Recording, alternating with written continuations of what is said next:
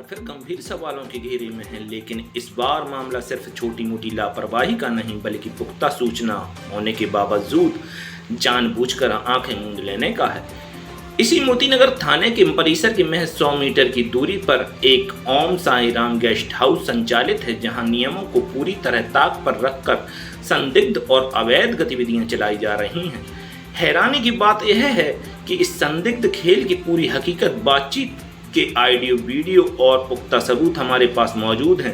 सबसे बड़ा खुलासा तो यह है कि इस पूरे मामले की सूचना स्थानीय पुलिस को पहले ही दी जा चुकी है। बावजूद इसके महज 100 मीटर की दूरी पर बैठी मोतीनगर पुलिस ने अब तक कोई ठोस कार्रवाई नहीं की। आखिर इस चुप्पी, इस अनदेखी और इस बेमेहरबानी के पीछे की असली वजह क्या है? क्या पुलिस को किसी बड़ी घटना का इंतजार है या फिर मामला कुछ और है?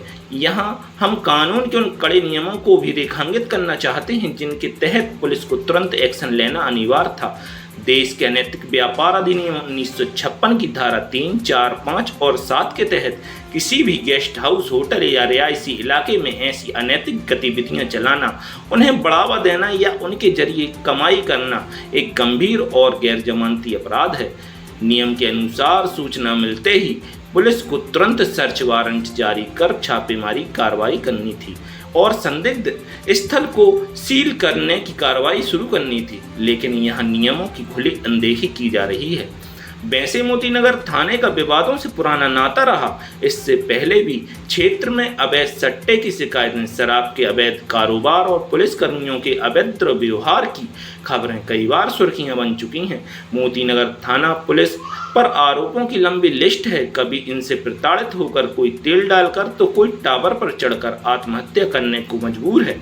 हद तो जब हो गई, एक परिवार ने आत्महत्या की बाद उसके परिवार ने मोतीनगर पुलिस पर गंभीर आरोप लगाए। इसी कड़ी में एक और शर्मनाक वीडियो सोशल मीडिया पर तेजी से वायरल हो रहा है। मोतीनगर थाने में पदस्थ रहे एक एएसआई, जिनका स्थानांतरण लगभग 1 महीने पहले हो चुका है, उनका एक वीडियो सामने आया। इस वीडियो में यह साहब खुलेआम गाली गलौज करते और एक गाड़ी को छोड़ने की एवज में सरेआम पैसों की मांग करते दिखाई दे रहे हैं। सवाल यह उठता है, थाने के भीतर या बाहर इस तरह वसूली का खेल चलेगा तो अपराधियों में कानून का खौफ कैसे रहेगा?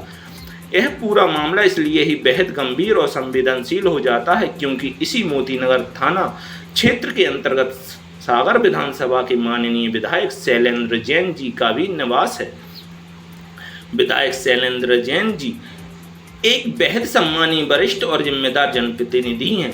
ऐसे में अब क्षेत्र की जनता सवाल पूछ रही है कि उनके खुद के निवास क्षेत्र में थाने के बिल्कुल पास जब कानून की इस तरह धज्जियां उड़ाई जा रही हों तो क्या माननीय विधायक जी को इस मामले में कड़ा संज्ञान नहीं लेना चाहिए? क्षेत्र की माताओं बहनों की सुरक्षा और सामाजिक माहौल को दूषित होने से बचाने के लिए क्या जनप्रतिनिधियों का कोई दायित्व नहीं बनता? जनता की मांग है कि उन्हें इस अनैतिक गतिविधियों और पुलिस की इस कार्य प्रणाली के खिलाफ खुलकर आगे आना चाहिए।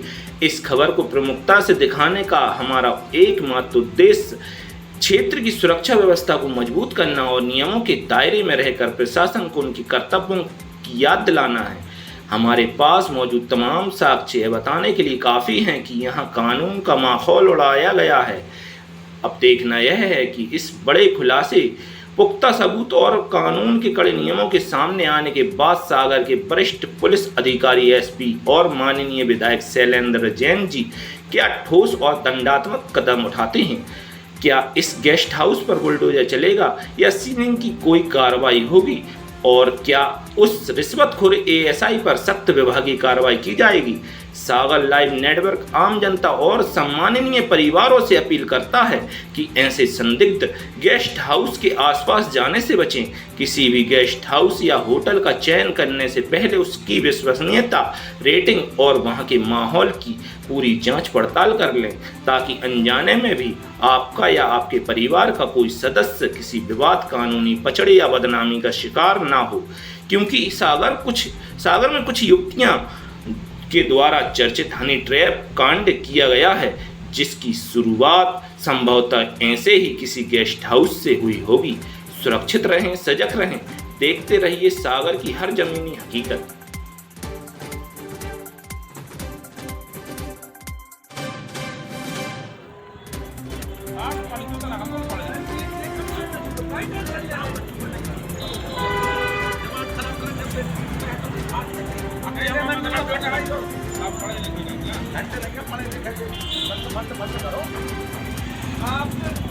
जाओ ओके जब बच्चा गाड़ी चलती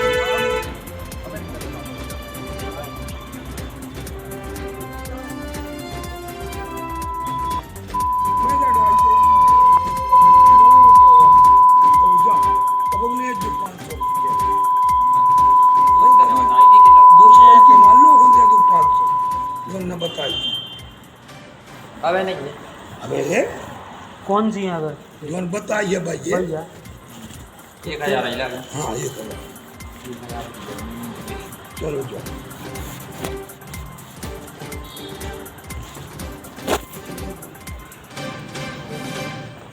ले नहीं पैसा जमा करो तो भी कर लो